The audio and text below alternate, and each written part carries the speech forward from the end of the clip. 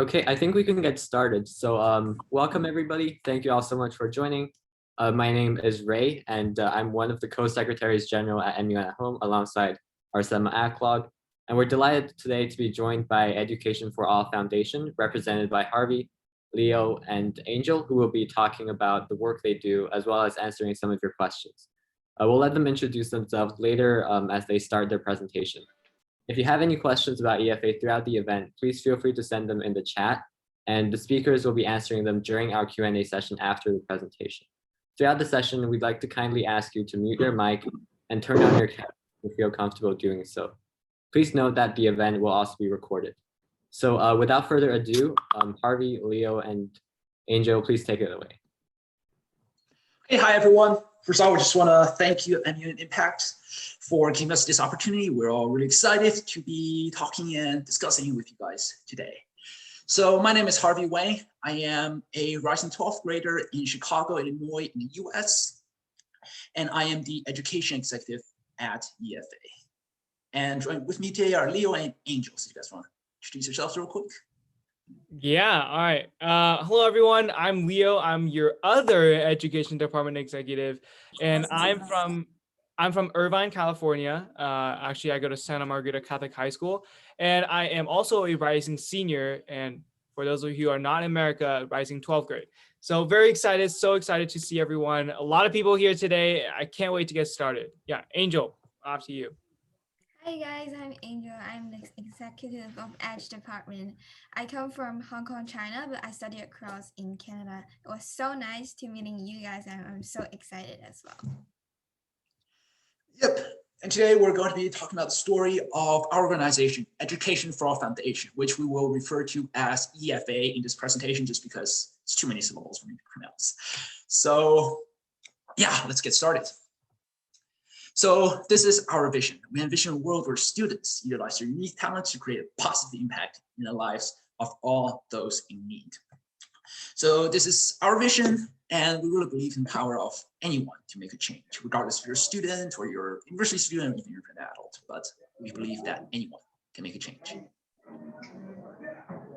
All righty. Welcome back. Welcome back. Hello. Well, everyone, this is very, very exciting because this is not just your average presentation. We are indeed going to give this presentation through stories, and just be prepared, you guys. This is some fighty stories. All right, let's get started. So one question remains on all of our heads. So how did we exactly get started, huh?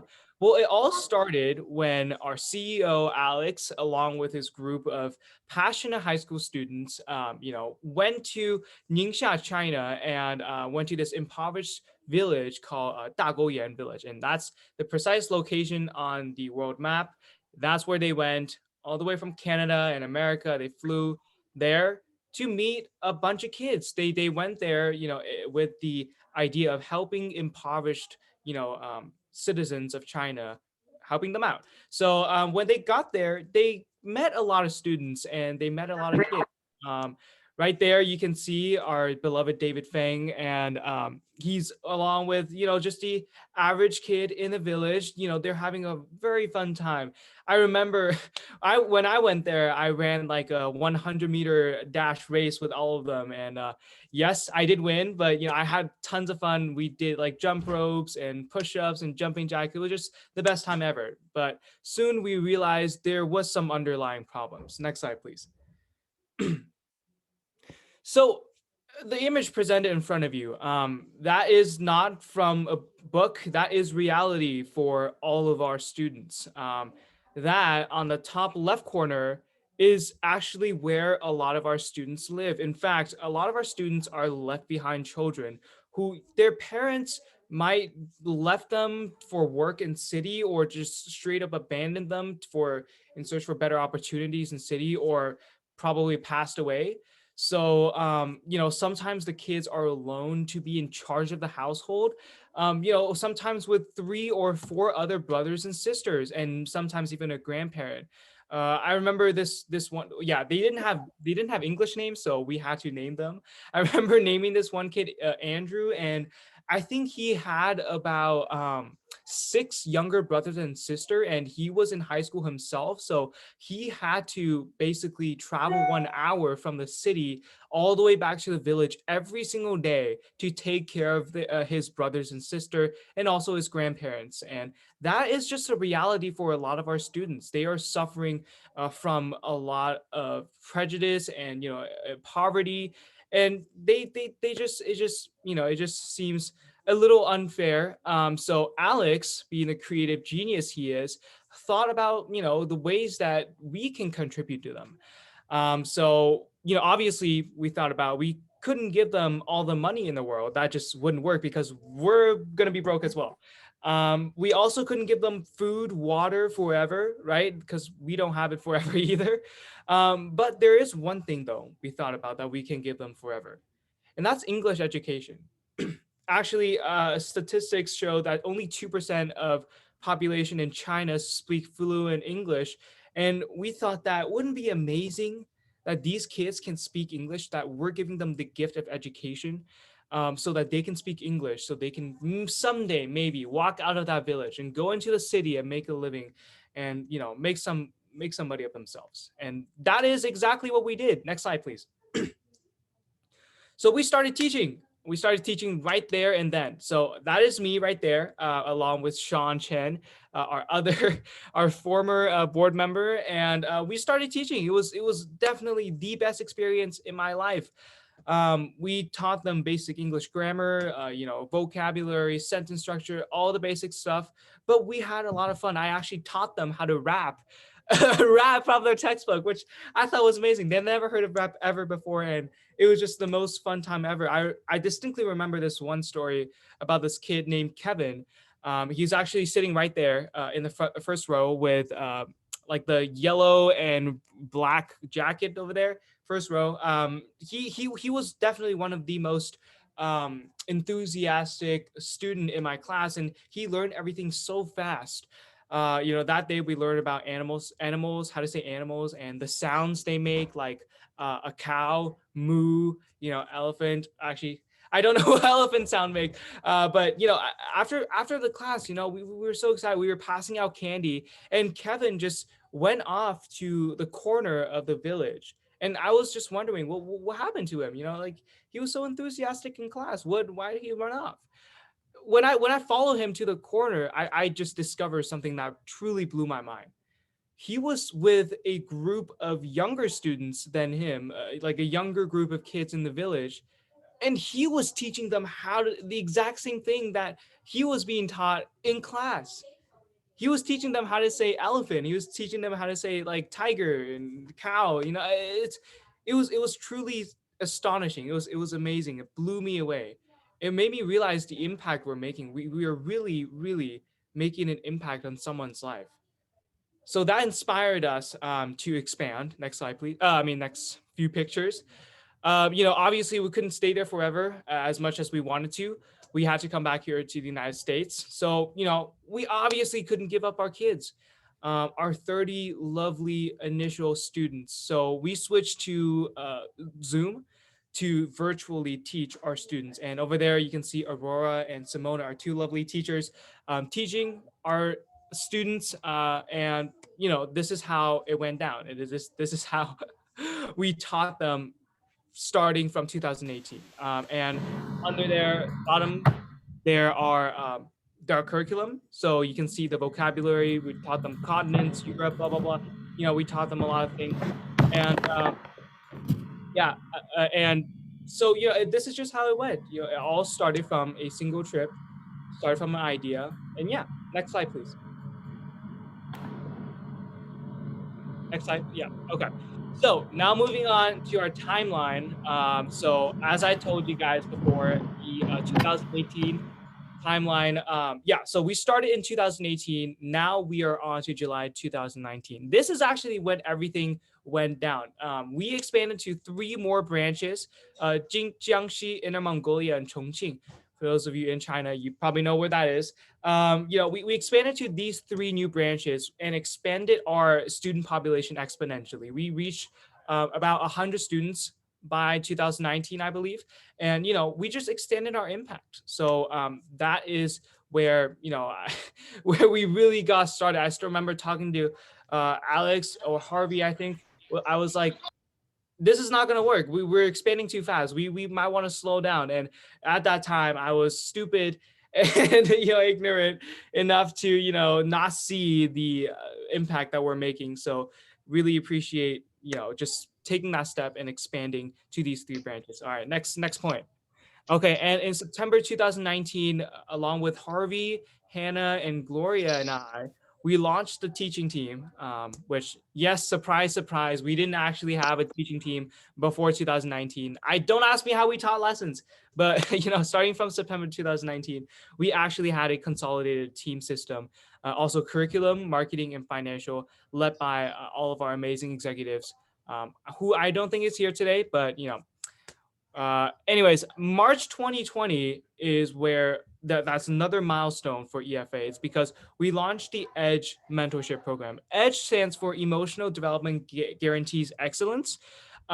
Basically, actually, I'll probably let Angel explain it in the future because she is the EDGE executive, not me. So she definitely knows more than I do. So she will be taking that in the future. But one more thing to notice is that by March 2020, we raised $7,500 through global giving. And, this is the first time we really got validation from the outside, from everyone else, from the public, that our mission is truly impactful and people believe in our mission, and I remember we were rushing our money into the bank account and then buying printers, projectors, textbook, laptop for all of our students. We basically spent like $2,000, $3,000 right off the bat just buying all these supplies for our students and schools. So so that I was really proud of that, and we are really proud of that. And by April 2020, we began training permanent teachers in our teaching team and had a permanent training system. And yeah, moving on. Next point. Yeah. So another milestone for EDGE, I'll probably leave that off to Angel for a little bit later. I don't really want to spoil, the surprise of EDGE. So I'm going to just be moving on. Okay, by September 2020, we have 20 classes and about 451 students, give or take. And by now, let's see what we have now, Harvey.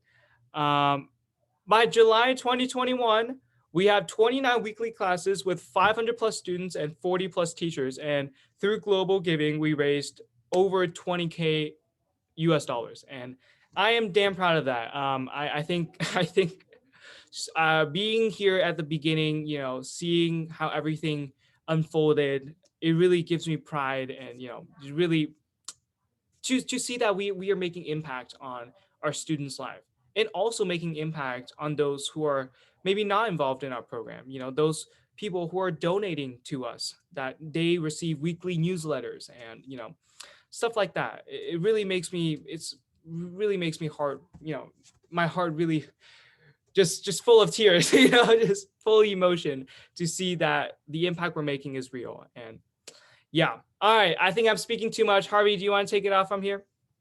All right. So yeah, these are some quick numbers on our current English education operations. So we have around 40 teachers, 500 students, and 9 partner schools throughout China, a lot of which are in the Jiangxi province, actually in Shanghai, which is a suburb kind of, well, not suburb, but city in Jiangxi. And a lot of the students, like you said, are left behind, are from these unfortunate circumstances. So we're really blessed to be able to reach them throughout our platform. All right, so how is the education department organized?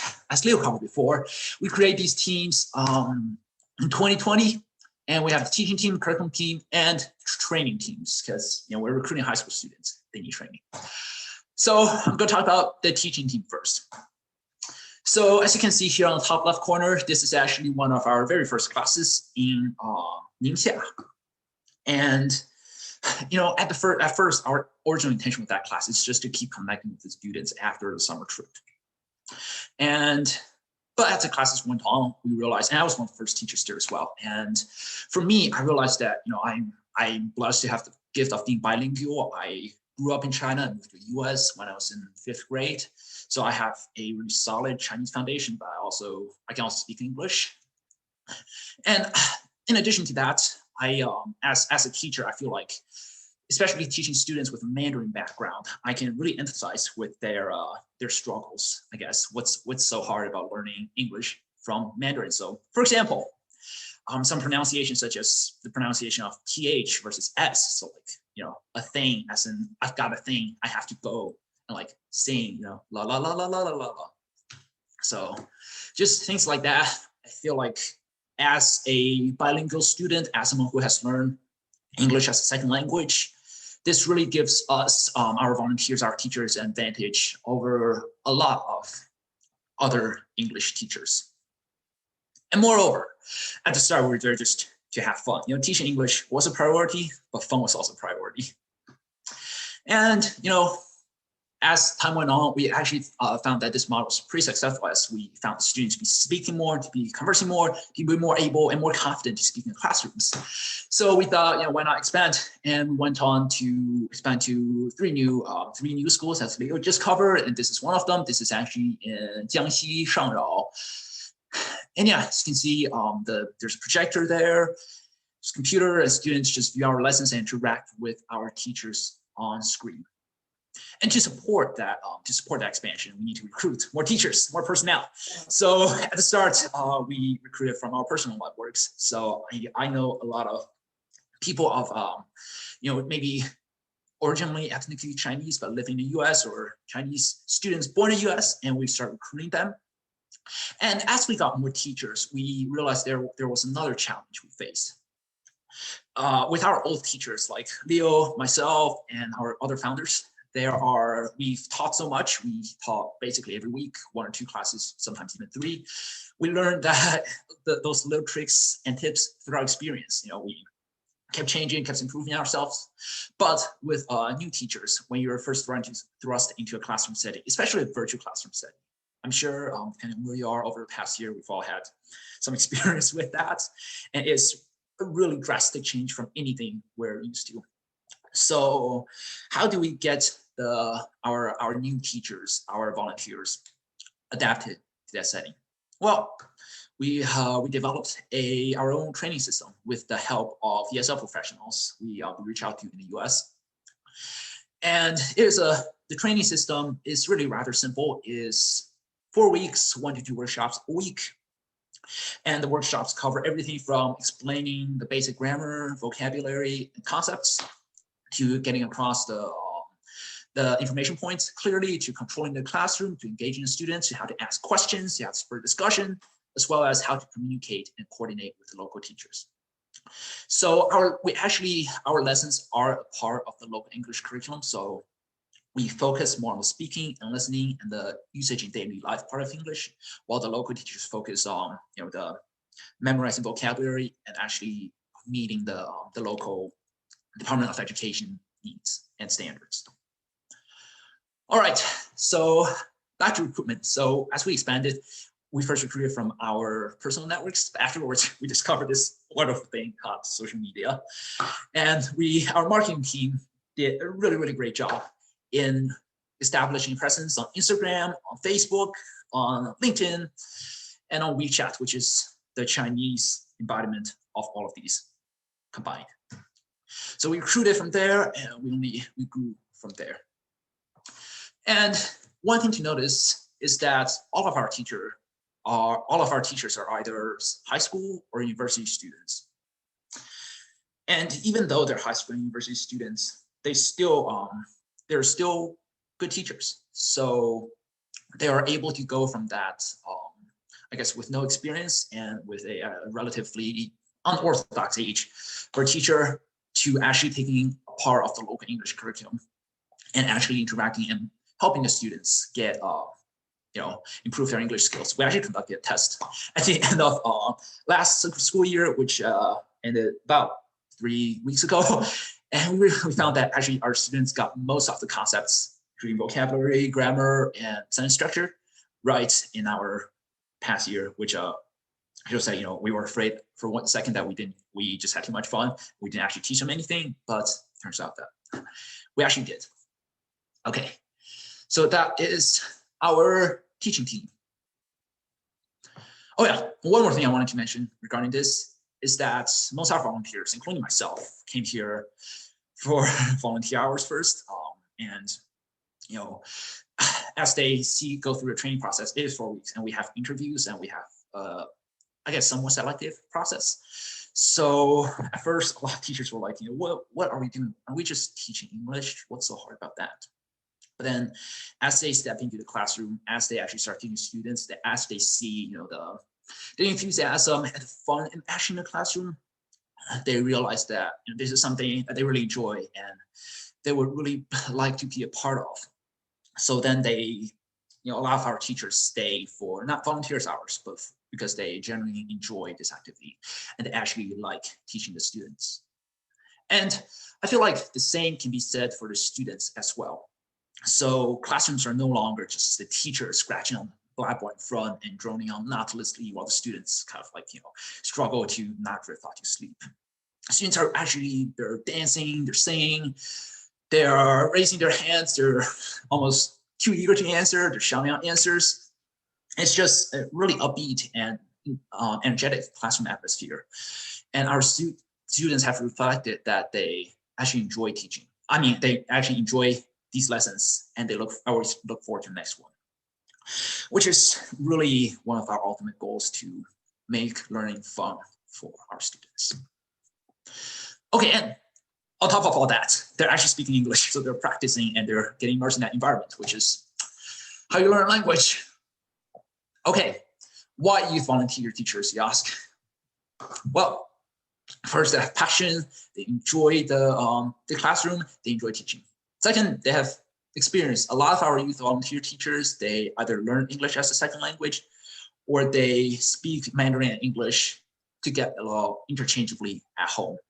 So they really have a lot of experience with both languages and both cultures. So they're able to relate to Chinese culture, relate to students, while also conveying and demonstrating proficiency in Western culture, in fact, international cultures. We have volunteers from Paris, we have volunteers from Australia, I think. So really a pretty diverse group here. And empathy and skill, I think I've covered before. So yeah, youth volunteer teachers. And then here's just a little video of our past October recap. There's a lot of lesson snapshots from our lessons there. So please just enjoy.2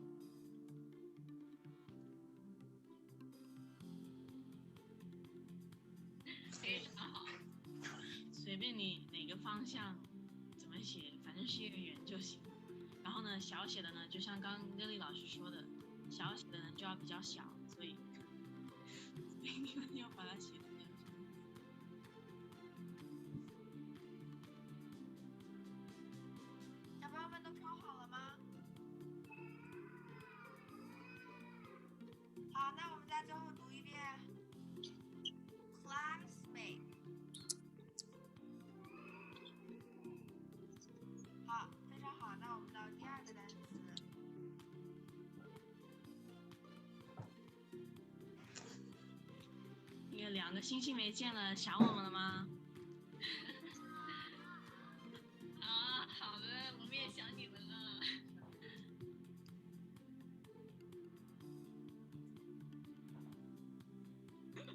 然后好吵，我在班上都一直在那里吹，老师都让我，因为那个万圣节，不然的话他都会把我赶出去。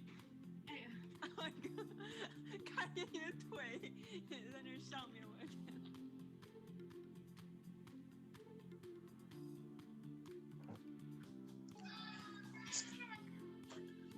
谢谢同学们。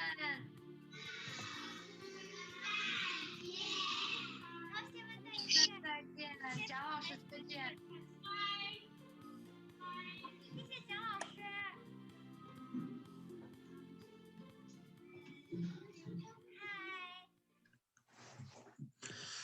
Okay, so that was just a, how do I exit this? it's just a little glimpse into what our usual lessons are like. So as you can see, it's fun. That turkey costume was absolutely amazing. I wish I had one of those costumes, to be honest. And yeah, so just very fun classroom.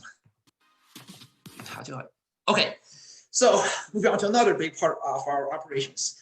So you can see English, to support our teaching, we still need to make a curriculum. And due to the nature of our volunteers, our teachers, they teach 2 to 3 lessons every week, and some even hold leadership positions. So unlike your regular high school university students, they don't have enough time sometimes to make their own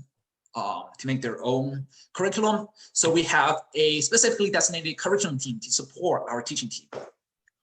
And here are just some examples of our curriculum.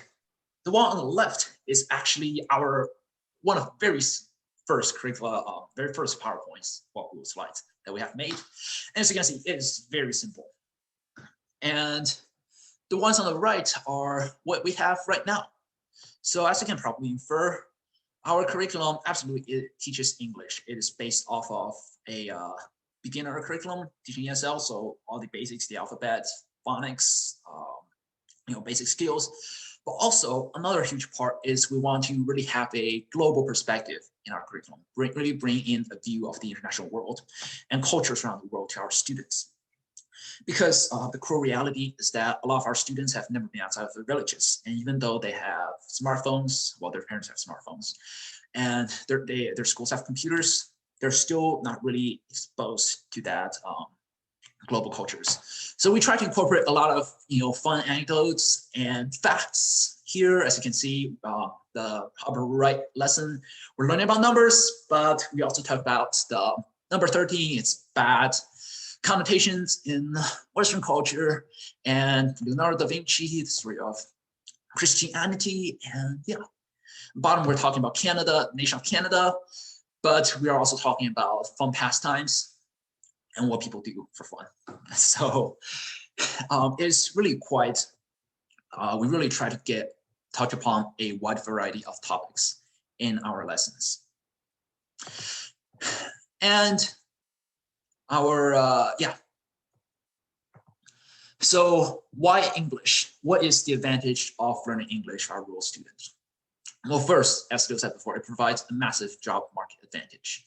So about only 2% of China's population are fluent in English. So if we can get our students to that point, complete fluency, then they will have a massive, massive advantage when they start looking for jobs after university or after high school. However, of course, we've only started for about 3 years, so we're nowhere near that point right now. And we are only teaching up until middle school in China. So that is one of our longer term goals. And second is global perspective. So the students, many of them have never really been outside of the village, as I said before. And so they don't really know what the world outside is like, and just teaching them about and showing them about what life is like in different parts of the world, in California, in Chicago, in Canada, in Australia. They can really open their eyes to the wide world.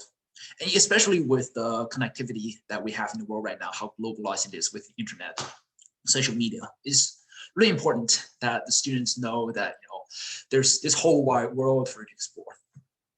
And lastly, and perhaps most importantly, is critical thinking skills.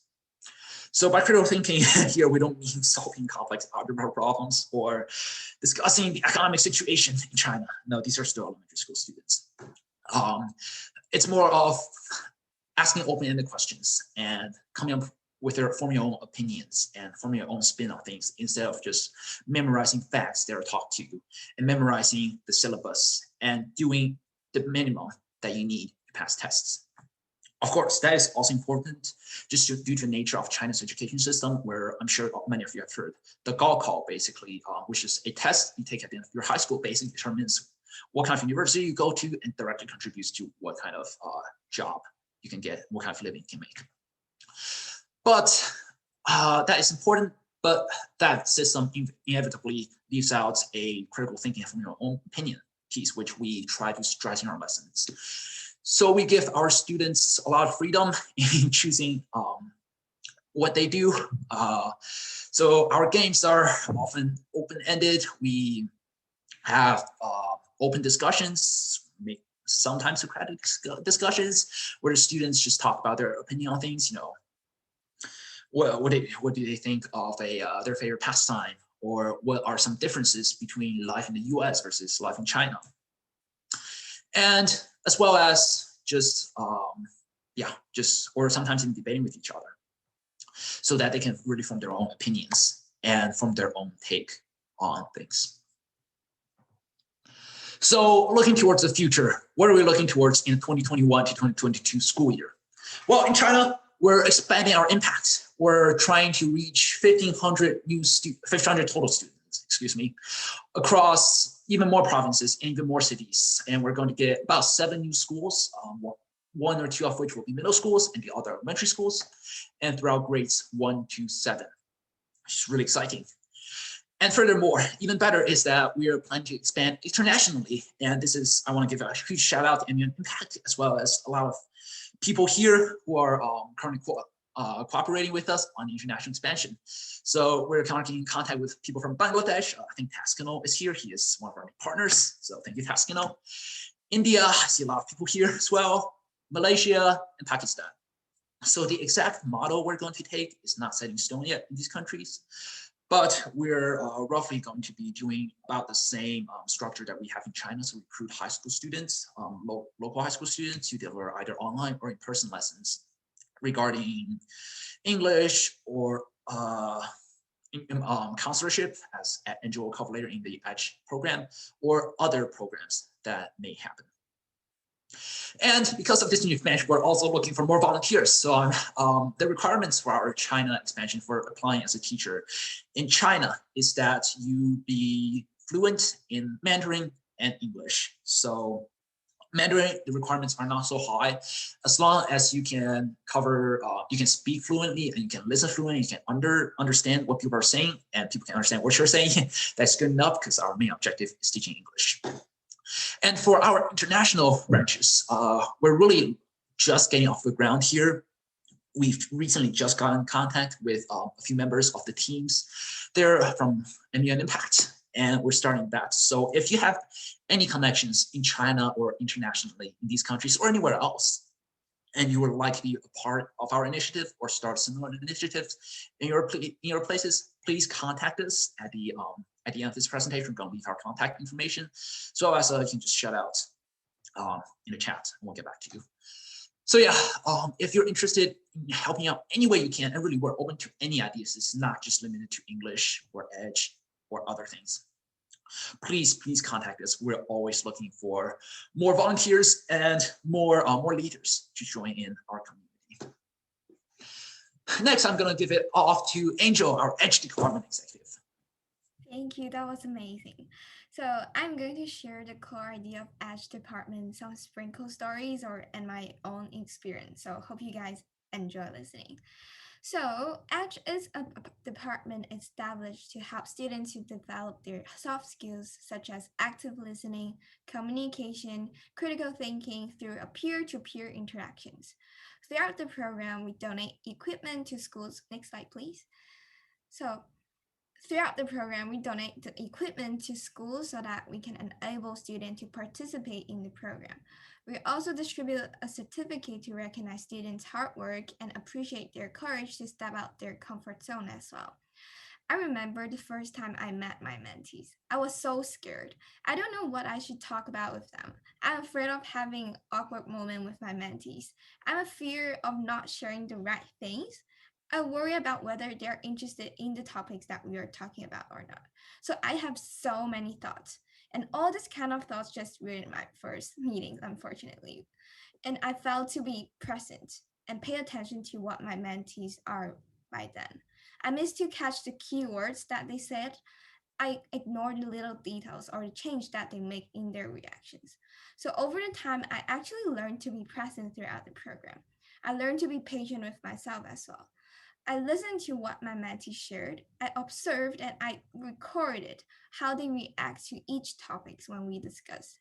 And I engage and keep brainstorming of new games or encourage them to be confident throughout the program as well. So from feeling embarrassed to chat with each others to being comfortable to share our inner thoughts, it's such a fascinating moment to see how our relationship actually become much closer throughout this heartfelt bonding time. Indeed, there is one particular moment that sticks in my mind during the first year's mentorship experience.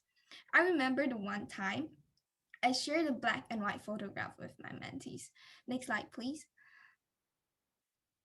So from this same photograph, they actually interpreted in two entirely different angles. And this was the photograph that I showed to them. Before I share the interpretation, I'm just curious about what you guys think about this photograph. Like, do you think the girl is happy, or she's kind of sad, or what is she doing? Like, what is it? What do you think about this photograph? You can type it in the chat, or you can share. I don't mind. Yeah, that's something that we can keep thinking during the time. So maybe yeah, I don't know whether I can see your answer here, but yeah, I would just share. Okay, great. Oh my god, I saw one. Okay, can I? Yeah, I see that. So you think Yeah, she's happy? I don't think she's happy. I think she is like in a sad mood and she's trying to, like Yeah, make makes herself sense. happy a bit, probably. Makes sense. Makes sense. So I just see so many different kind of answers in the chat, different from you or from my perspective. And this is actually what is happening in my sections with my mentees. And I'll never Okay. expect my mentees will set such a different answer. So what I get basically is one of the mentee interpreted in a more positive way, saying that the little girl is having fun playing in the nature alone, while the other actually interpreted in a relative negative perspective. He said the little girl is feeling lonely. She's sitting alone in the park because no one cares about her and no one wants to play with her. And I don't know why, but I never expect they will have this kind of thoughts in their mind just by looking at this picture at such a young age, but that's what has happened. So we can actually see how one's family background or exposure to the surroundings can impact on one's personal development. And this makes me realize how important that we are here to be the light to spread the warmth or the positivity in their lives.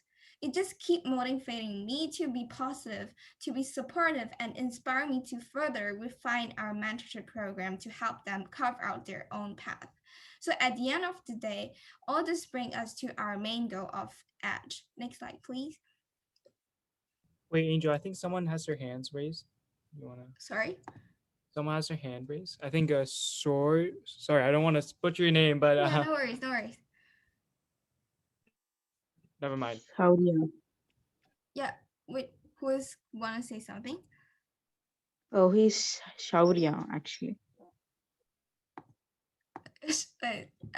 Could you pardon? Yeah, my name is Shaurya Chauhan. I would have liked to share my thoughts on the girl, but I shared it in the chat. So you can go on. Thank you so much. Okay, maybe I can read it later. Do you mind? I just finished what is going to be there. So basically, I mean, for that photograph, everyone could have different thought for sure. But as what I think is such a young age, they did not have that much exposure. As a childhood, you should be innocent. That's what I expect. But definitely everyone has different kind of answer. In one's childhood, we should be innocent. We are being naive. We should be thinking something positive, or I don't know, maybe she will be thinking some negative. So maybe she's actually daydreaming. So there are so many different kind of answer, but that's just kind of strikes me because this is what makes everyone unique. From the picture, we kind of interpreted in such a different way, and that's the uniqueness of different kind of human beings.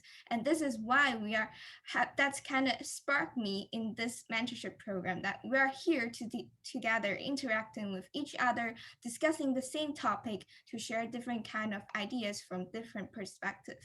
So at the end of the day, our main goal of EDGE becomes to be first, to expand their role field just by sparking creativity and curiosity. Second is to improve their communication skills that can help them to build up confidence during socializing. Just for example, when we are just talking about that picture, we need practice to share how to use our own words to share what we think and what we feel like that photograph is showing us. And this is also a way that EDGE program could help the student to develop more on. So how should we actually implement our initiatives? Since EDGE mentorship program works super closely with the students, we recognize it is really important for all mentors to be trained by a professional psychologist, just to ensure volunteers are qualified to guide the kids. And we design our programs to be a year long, which means there will be around 10 to 15 topics for mentors and mentees to explore. For example, topics could be music, art, architecture, and many other interesting or practical discussions. And in that section, this is the time where everyone comes together to share their own perspective, their own stories in that private moment, in that comfortable environment. So mentors around the world will share their findings along with their own personal experience to help mentees to expand their role field. And at the same time, mentees will be challenged to speak up and present a short story each time. And this is what we believe in this by creating this program in such an entertaining way for a student to learn to communicate and become more open-minded at the same time. So if any of you are interested in psychology or interacting with children, having discussion with different kind of people, and please just apply to our EDGE program or share any ideas that you have. And we are always welcome to new ideas, new faces, just like education department. Thank you.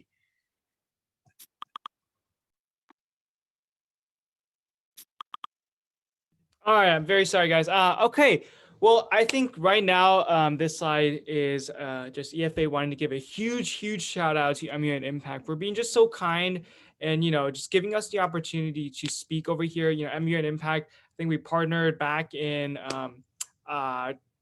February maybe, and, you know, we got in contact, and MUN Impact was so, you know, we were so grateful for MUN Impact for providing us, you know, with connections to both, you know, in China and Bangladesh, Malaysia, all these countries we're expanding in, you know, especially, you know, Matt and Lois and Ray and all the other, you know, representatives. And we are so grateful for you guys for helping us out. And, you know, we are honored to be a part of, you know, your mission to help promote SDG goals, you know, within our program and outside our community. And it is our pleasure to be helping to achieve, you know, SDG number 4, quality education before 2030. And yeah, once again, very grateful for our partnership with MUN Impact. And thank you guys so much for providing us with the connections that you give us. Thank you. Yep, and we were. Yeah. I really wanted to play this. Okay, you know, if we have time at the end, we can play this. So we were recently featured in CTV, that's a Canadian national cable news channel, and yeah, it's a really cool video. But if let's see, we can wrap it up for get to question and answer, so we can get to all of your questions. And if we have time, we can watch this video because it's really cool. Because it's our CEO drinking coconut water at a bar. Anyways, if you're going to take one message away from this presentation, apart from joining EFA, is that anyone can make a change. So I don't care if you're a middle school student, you're a high school student, I don't care if you're from India or Kuwait or the US, you can make a change, and you are able to do that. So like us, we started from nothing. We were freshmen in high school when we started this. We had no experience whatsoever, but through making connections, through actually going out there and exploring and, you know, making a ton of mistakes, we were able to build something of an operation here. So I guess another takeaway is that youth is actually our advantage, because reaching out, you know, if you say, oh, I'm a high schooler versus, okay, I'm just a person in my mid-20s, then obviously people are going to listen to a high schooler. So take advantage of your youth. Be proud of your youth. You're doing something extraordinary. So yeah, just anyone can make a change in their communities. So thank you guys so much for listening. And I think right now we can, oh yeah, right. So we can send our, we're gonna send our stuff, our contact information in the chat afterwards. Yeah, I think right now we can, So take some yeah, so questions. Harvey, do you wait on? Don't move. But yeah, don't move aside. So I'm just, Okay. But right now, I think I've been monitoring the chat for a little bit, and everyone's been asking, how do you apply? You know, what's the requirement for applying? How can we become a volunteer? And stuff like that. So can you explain to us, the application process, the requirement, what we're looking for in a volunteer? Yes, of course. So our currently open positions, in addition to English education in China and abroad, and Edge, we have a lot of marketing marketing positions open as well. So if you're a graphic designer, if you like content creating, we also have a lot of positions open for that. And our requirements for our English program in China is that you speak Mandarin and English, as I said before, and you can you can apply. And our requirements for the international programs in other countries is that really we have not a ton of requirements other than you're dedicated and you're passionate, and that you can actually work on this project for an extended period of time. So half a year to a year, maybe more. That being said, our international programs are at the very beginning stages right now, and there's not really an interview process or anything like that. We're just seeking to get these teams formed first in the upcoming first weeks and getting these initial test runs started. So anyone who is interested can reach out and reach out and ask any one of us, and we can add it to Slack channels and we can start cooperating from there. And the application portal, sorry, just one last thing. The application portal for everything else, all the other positions, marketing, teaching, in China and Edge are on our website, so you can find it on the webpage. Okay, and let me just drop my own email in here so you can reach out if you have any other questions. Okay, I think Layla asked if you can only speak English and nothing else, would that be okay? That is totally fine. We have a bunch of kids who don't speak anything else other than English, which you should not be ashamed of. It's totally fine.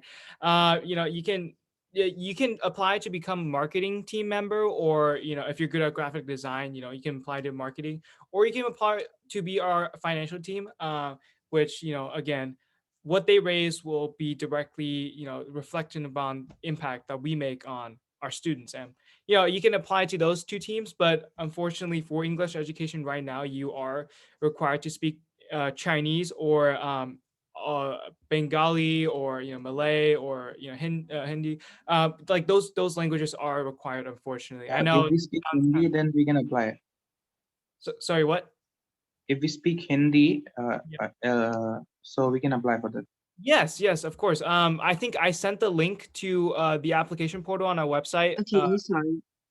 Sorry want to me- disturb, but could you please repeat the languages which are important? Yeah, so we are You need to currently know. we're expanding into Bangladesh, Pakistan, India, Malay, and also we have current operation in China. So native languages of those 5 countries are going to be those 5 countries' native language will be if you speak them, please apply. We're looking for project leads in Bangladesh, Pakistan, Malay, and India. So please go ahead and apply on our website. And that's it. Any other Okay, questions thank you. about that? Yeah, of course. Any other questions about that? Yes, and just to quick add on, so for our international programs in these and these leadership positions Leo just mentioned, we actually don't have an application on that on our website yet because it is just it's just getting started. So please just email me personally or email any of Leo or Angel personally, and we can get you started there. Yeah, okay. Some people asked if I can't read or write. That should be okay as long as you know the culture of the country. That I think honestly that's okay. We just want someone who knows like what's going on in the local community. And some people ask what's a certain age group. There is absolutely no age limit. We have 7th graders in our program right now, and there's university students in our program right now. So that's totally fine. And I think Another person, Cody, asked, how did you guys end up in Ningxia? I traveled through there a few years ago, and it isn't exactly a tourist hotspot. Thank you, Cody. I completely agree with you. And the sole reason why we went on that trip was because, we wanted to find a place where we can help out. So like you said, not a very tourist hotspot, very impoverished there. Actually, I had to live like, I didn't live in the caves, but we had to live there for 4 or 5 weeks. And we got, we went there specifically looking for a place where we can make an impact. So that's how we landed there. So yeah, thank you, Cody, for your support. Yeah, thank you. Any other questions? What is the most difficult part of starting EFA? Oh, okay. Harvey, maybe you can answer that after. But the hardest part I feel like is definitely doing the outreach, which Harvey is in charge of, and I'm very glad that he's in charge of. It's just hard to reach out to other schools and making them trust us that although we are a high school student, we are pretty kind of we have passion, and we really want to make an impact. We don't mean any harm, and we're seriously here for good. So it's kind of hard for them to trust us. I understand, but that's probably the hardest part about and Harvey, do you want to add on to that? Yes, absolutely. say And something? sure, yeah, I'll get back to you right after we answer this question. So you're up next. So yeah, as Leo said, outreach is really hard. Just getting the schools to say yes to our program, because at the start we were not really validated. We did not have any credibility within China. We did not teach any schools, so it was quite hard to expand that way. But we're fortunate to get in contact with a couple of really great people in China, a couple of principals who have connections across, and they were able to connect us with schools in Jiangxi and Inner Mongolia. So that way we kind of build up our network in China that way, and build up credibility as well, and have those classes, have the recordings, have the feedback. So that let us expand more. Yeah, I hope that answers your question. Shreya, do you want to? Okay, Yeah, I would like to say something. Yeah, so thank you so much, first of all, for giving me this opportunity to speak. And I wanted to raise this issue that our country, India, is like a very old country, and over here, like modernization is coming, but most of the people don't know how to run computers, mobile phones, and even most of the people don't know how to speak English. So that would be something that I would like to implement in my country with a bit of guidance. If you could help me, how I could do it, like. Of course, yeah, that would be awesome. Actually, like it's a great initiative, and we're always looking to help more people. So please, please connect to one of our email. Just email one of us, and we can maybe schedule one-on-one meeting after this and discuss some details as well as. Okay. Yeah, I have another question. Yeah, so I did not get your email. So could you please drop it in the chat? Actually, might be some connection issue or something like that. Oh yes, I think it is in the chat. If you can just scroll up a couple messages. We're buried by these questions, but I see a very good question here. What advice do you have for those interested in creating their own initiatives? Harvey. Me? You want me to answer it? Okay. Yeah, sure. Sorry, I threw the. Yeah, no, it's fine. It's fine. So I would say the most important thing is don't be afraid to reach out to connections, to people, and yeah, just connections are really important in that they are what put you in contact with all the resources, the fundraising, the schools in our case, and your advantage as a youth, I don't know if you're a high schooler, middle schooler, or even university student, but use that to your advantage.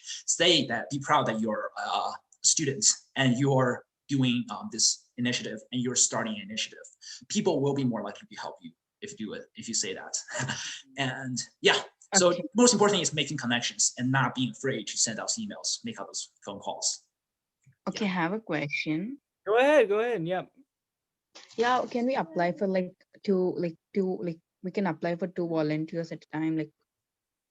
Yes, yes, you can apply to multiple positions. Actually, a lot of our teaching volunteers applied to 2 of our positions, but yeah, you know what, like for all of those questions that are relating to applying, just, you know what, just go ahead and email us or just go ahead and straight up apply. We'll see, we'll get back to you. Like we promise we won't, like there's nothing shameful or like embarrassing. Just apply, you know, if we think you're a fit here in EFA, we will reach out to you.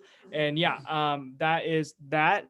But okay, I think there are some other questions. Okay, Layla asked, do you plan on doing this as a long-term career or will you carry on doing this through college? At least for me, I am definitely going to do this in college. I really, really love, actually going back to the other question, you know, what's the advice you want to give on initiative? It's to start something that you actually like, you know, something that you actually love. So I definitely love this. I will carry this through high school. I know our is probably going to cut me off, but yeah, you know what, go ahead. No, you could finish your answer. I know people are starting to leave, so we wanted to make sure we get time for a group picture, but you can finish your answer. No, that was it. That was it. But yeah, for those 3 raised hands, please just email us, either Harvey, Angel, or I, sorry, just email us and we'll get back to you in no time. I don't have a question. I just wanted to say I was really moved with the whole thing. I was really moved. And I'm actually in 8th grade right now, so I'll definitely be there. All right. Thank you, Anisha. Thank you. Thank you. All right. Excuse me, I have a question. Can I ask something? Actually, Sure. I'm not from India, but I'm pretty good at Hindi. So can I apply too? Yes, yes. Like I said, go ahead and apply. And if we think you're a fit, we'll take you right in. All right. All right, that for the sake of Actually, I have a question. Yeah, I would love to become a part of this program because I know my country is not so good in all these things, computers and all, and I would love to take it ahead for those countries also who don't have an idea about this English, computers, mobile phones, these things, modernization. So thank you so much for supporting me in this program. All right, thank you so much. I know you guys are all super excited to get involved. We have left their emails in the chat, and if you guys are interested, we can also, and if they'd be okay with that, we can also send them in another email blast or put them in the main channel for everyone to reach. Thank you so much for joining us. Before everyone leaves, we'd like to take a group picture. So if you're comfortable, please turn on your cameras now. And if you're not comfortable being in the picture, you can stay with your cameras off. Ritwich, just let us know when you're ready. All right, so we'll go in 3, Wait, 2. I think more people are turning on their cameras, so just give me a second. Yeah, sure. Yay, group pictures. Woo! Yeah. Yes, Cody. Awesome, let's go. Okay, say cheese, everyone. 3, 2, 1. Awesome, thank you. Thank you, everyone, for coming. Thank you guys so much. And thank you, MUN Impact, for giving us the opportunity to do this.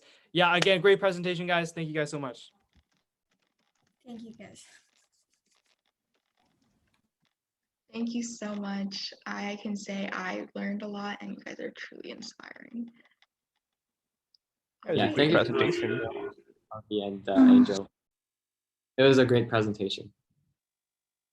Thank you, Ray. Thank you, Ray. Means so a lot much. coming from you. Thank you, sir.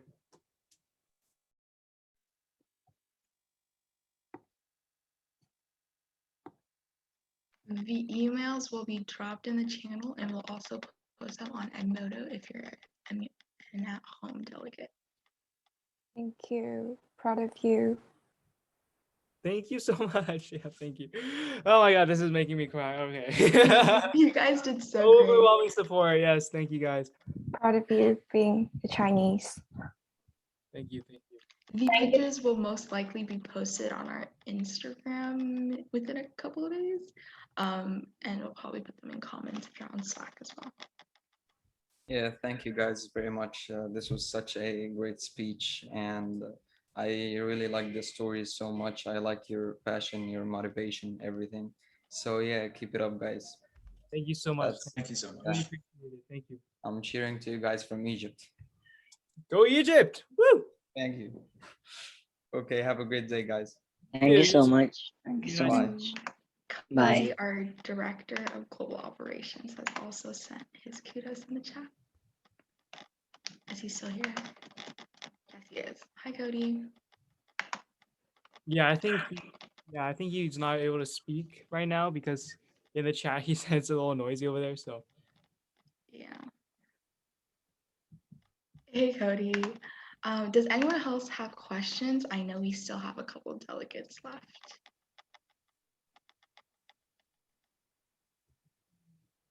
I guess not. You guys you guys did great.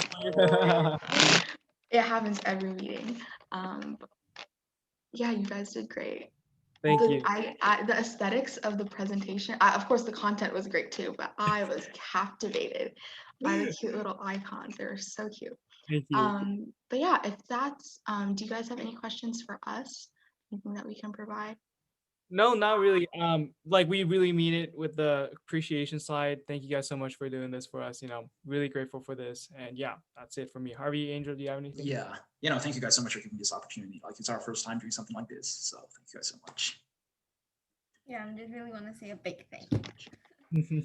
Of course, thank you so much. And I don't have anything else. Ray, if you have anything to mention. No, that was mostly it. But thank you all so much for doing this and presenting here. That was a really inspiring presentation. I was just blown away. So Thank you. Yeah, I hope we did good. Thank you. We'll stay in touch. So further down the line, if there's another event, we'd love to have you guys again. Yeah, we'll hunt down Mater Day together. Don't worry. Yes, look me up if you're ever in San Diego. Yes. All right, I have to head out. So if do you guys want? Okay, all right. All right, thank you. All right, thank you guys so much. Bye. Thank you guys so much for presenting. I'll just end the room. So yeah, see you all.